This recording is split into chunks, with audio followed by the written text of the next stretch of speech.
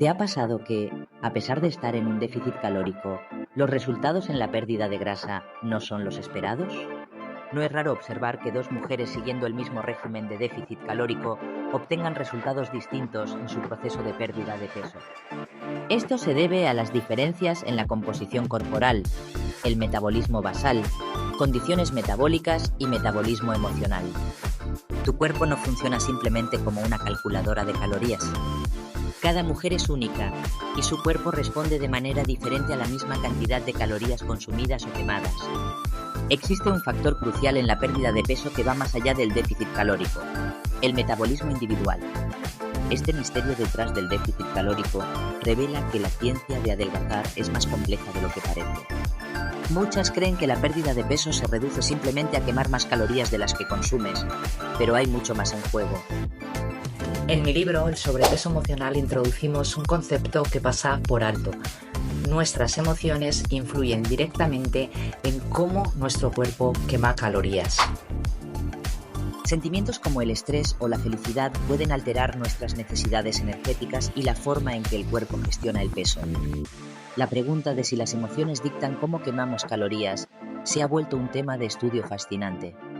Existe evidencia creciente de que nuestro estado emocional puede influir significativamente en cómo nuestro cuerpo procesa los alimentos y gestiona la energía, lo que sugiere que la gestión emocional podría ser un componente crítico en la regulación del peso. ¿Pueden tus pensamientos realmente poner un freno en tu pérdida de peso? ¿Puede la manera en que sientes realmente afectar cómo adelgazas? La respuesta a las dos preguntas es sorprendentemente afirmativa. La perspectiva emocional nos invita a considerar cómo nuestras creencias y emociones pueden crear barreras invisibles en nuestro camino hacia objetivos saludables. Sumamos a este contexto el viejo adagio de que una caloría es una caloría. La ciencia nos muestra que el tipo de calorías consumidas afecta de manera diferente al metabolismo.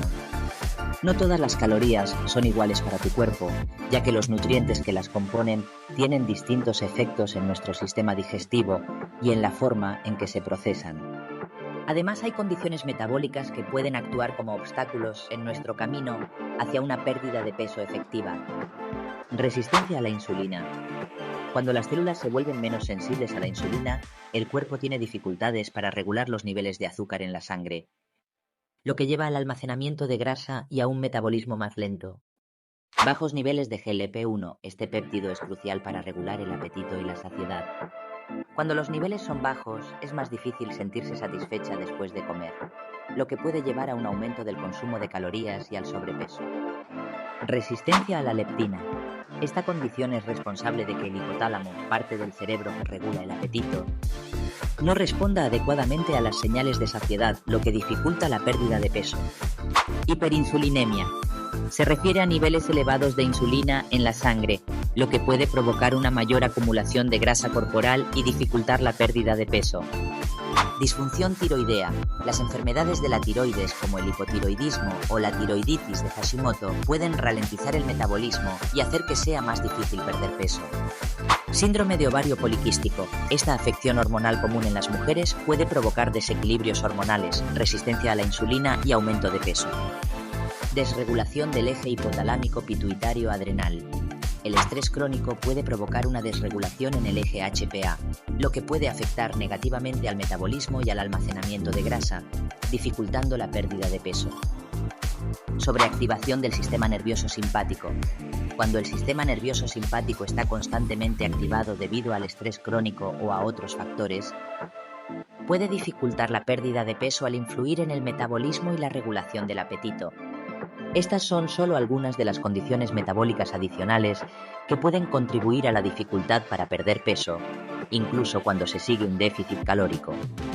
Personalizar tu enfoque de pérdida de peso es esencial para lograr resultados duraderos. Ir más allá del déficit calórico significa entender que cada cuerpo reacciona diferente y que las emociones juegan un papel crítico en este proceso. A medida que profundizamos en el mundo del metabolismo, descubrimos que la pérdida de peso va más allá del simple déficit calórico. Es importante entender todas estas condiciones y trabajar con profesionales de la salud para abordarlas adecuadamente. Gracias por acompañarme.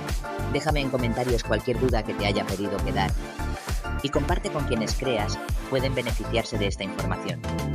Un abrazo fuerte y hasta el próximo vídeo.